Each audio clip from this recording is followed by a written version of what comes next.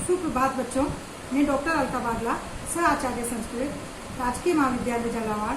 मैं आज आपको बीए पार्ट सेकंड संस्कृत विषय में ईशावास्योपनिषद, जो कि द्वितीय प्रश्न पत्र में चलता है, उसके बारे में आपको बताने जा रही हूँ। सबसे पहले मैं उपनिषद शब्द की व्युत्पत्ति बताऊंगी कि उपनिषद क्या है। और उपनिषद ब्रह्म विद्या विषयक चिंतन का अक्षय भंडार है। उपनिषद शब्द उप और नि उपसर्ग पूर्वक सब धातु से क्विक प्रत्यय करने पर निष्पन्न होता है, अर्थात इस ब्रह्म विद्या को श्रद्धावान शिष्य ब्रह्मनिष्ठ गुरु के समीप बैठकर प्राप्त करता है। उपनिषद वेद का अंतिम भाग है, इसलिए इसे वेदांत भी कहा जाता है। भारतीय विद्वानों का मानना है कि चारों वेदों की प्रत्येक शाखा से संबंध रखने वाली एक एक उपनिषद है। महर्षि पतंजलि ने वेदों की 1130 शाखाओं का उल्लेख किया है। उन्होंने बताया है कि यजुर्वेद में 100 शाखाएं हैं, सामवेद में 1000, ऋग्वेद में 21, अथर्ववेद में 9 शाखाएं हैं, किंतु इनमें से अधिकांश शाखाएं अनुपलब्ध है। बच्चों, उपनिषदों की संख्या में पर्याप्त मतभेद है। मुक्ति को उपनिषद के अनुसार इनकी संख्या 108 है, जिनमें से 10 उपनिषद ही संबंध है। आचार्य शंकर ने 10 उपनिषदों पर महत्वपूर्ण भाष्य लिखा है। वे ही प्राचीनतम और प्रामाणिक माने जाते हैं। ईशः केन कट प्रश्न मुंड मांडुक्य तिथिरः ऐत्रेयम च छांदोग्यम बृहदारण्यकम दश। ये 10 उपनिषद ईश, केन, कट, प्रश्न, मुंड, मांडुक्य, तितिर, ऐत्रेय और छांदोग्य उपनिषद, बृहदारण्यक उपनिषद 10, ये ही प्रामाणिक है। बच्चों, ईशावास्योपनिषद का प्रतिपाद्य विषय क्या है, इसके बारे में मैं आपको बताना चाहूँगी कि ईशावास्योपनिषद शुक्ल यजुर्वेदीय शाखा का एक प्रसिद्ध उपनिषद है। यजुर्वेद का 40वां अध्याय ईशावास्योपनिषद के रूप में प्रसिद्ध है। ईशावास्यम प्रथम मंत्र के होने के कारण ही इसे ईशावास्योपनिषद नाम से कहा जाता है। शुक्ल यजुर्वेद के 39 अध्यायों में कर्मकांड का विवेचन हुआ है, जबकि अंतिम अध्याय में ज्ञान कांड के बारे में बताया गया है। सभी उपनिषदों का वर्ण्य विषय आत्म तत्व है।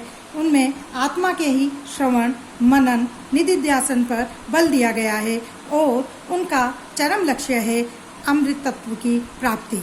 मोटे रूप से कहा जाए तो उपनिषद का तात्पर्य अध्यात्म विद्या से है। उपनिषदों में जिस तत्व ज्ञान का परिचय है, उसका बीज ऋग्वेद के सूक्तों में ही विद्यमान है।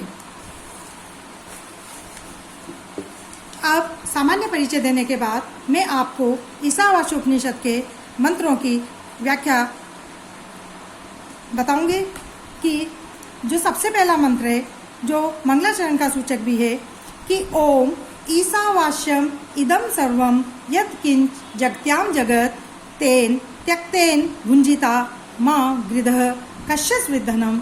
ये जो मंत्र है, मंगलाचरण रूप में परमेश्वर के विशिष्टतम नाम ओम से प्रथम मंत्र का उच्चारण करते हुए ऋषि का कथन है कि इस जगत में यत् किंच जगत्याम, इस जगत में जो कुछ भी चल अचल जड़ चेतन है, वह सब परमेश्वर से, उस ब्रह्मा से, उस परमात्मा से, उस विश्व से ही व्याप्त है।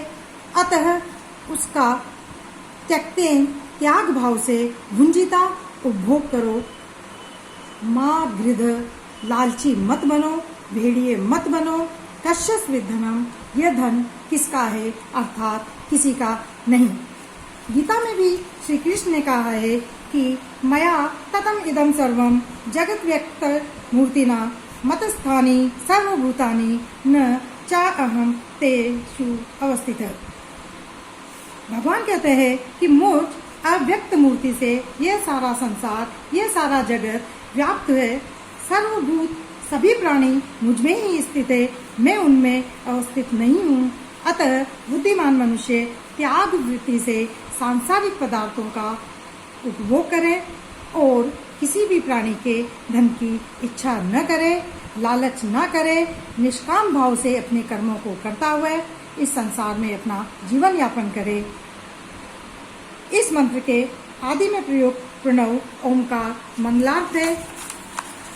वैदिक साहित्य में ओम को परमेश्वर का सर्वोत्तम नाम माना गया है और ओमकार मंत्र के जप या उपासना पर विशेष बल दिया गया है। ग्रंथ की निर्विघ्न समाप्ति के लिए परमेश्वर के इस मुख्य नाम का मंत्र के प्रारंभ में उच्चारण किया गया है। बच्चों, अब मैं ईशावास्योपनिषद के दूसरे मंत्र की व्याख्या करने जा रही हूँ।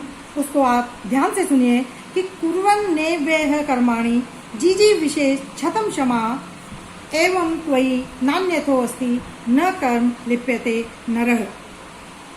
इस संसार में कर्तव्य कर्मों को करते हुए कुर्वन् एव इह इस संसार में कुर्वन् करते हुए कर्माणि कर्मों को जीजी विशेष शत समा 100 वर्ष तक मनुष्य को जीने की इच्छा करनी चाहिए। एवं त्वयि नान्यथो अस्ति, जो निष्काम कर्मों को करते हुए जीने की इच्छा के अलावा अन्य और कोई मार्ग नहीं है। अर्थात जो निष्काम कर्म करता हुआ इस संसार में अपना जीवन यापन करता है, इससे श्रेष्ठ और कोई मार्ग नहीं है। ऐसा करने से न कर्म लिप्यते नर, मनुष्य सांसारिक कर्मों में लिप्त नहीं होता है।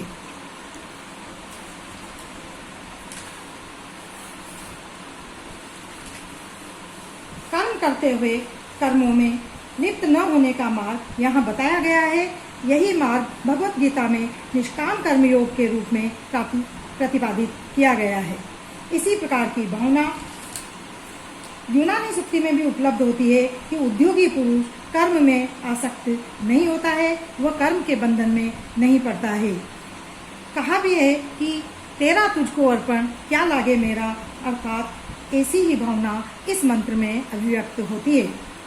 आश्रम व्यवस्था के अंतर्गत भी 25-25 वर्ष के 4 आश्रम मानने से ज्ञात होता है कि उस समय मनुष्य की औसत उम्र 100 वर्ष की मानी जाती थी। अनेक स्थानों पर ऋषियों द्वारा 100 वर्ष तक जीने की कामना वैदिक साहित्य में की गई है। अब मैं तीसरा मंत्र की व्याख्या करने जा रही हूँ। असुर्या नाम ते लोका अंधेन तमसावृताः तांस्ते प्रेत्या अभिगच्छन्ति ये के च आत्महनो जना। इस मंत्र का प्रथम शब्द सूर्या है, वहाँ अर्थ होगा सूर्य के प्रकाश से रहित। असुर्या अर्थात दुखदायी, जो आसुरी संपत्तियों से युक्त है। इस मंत्र में बताया गया है कि वे प्रदेश या स्थितियां निसंदेह नाशक अर्थात दुखदायी और गहरे अंधकार से आच्छादित है। उन लोगों को तांस्ते प्रेत्या अभिगच्छन्ति, उन लोगों को मरकर वे लोग प्राप्त करते हैं जो अपनी आत्मा का हनन करते हैं। इस मंत्र में बताया गया है कि वास्तव में मानव शरीर अन्य सभी शरीरों से श्रेष्ठ है तथा परम दुर्लभ है। ये जीवन जन्म मृत्यु रूप संसार समुद्र से तरने के लिए प्राप्त होता है।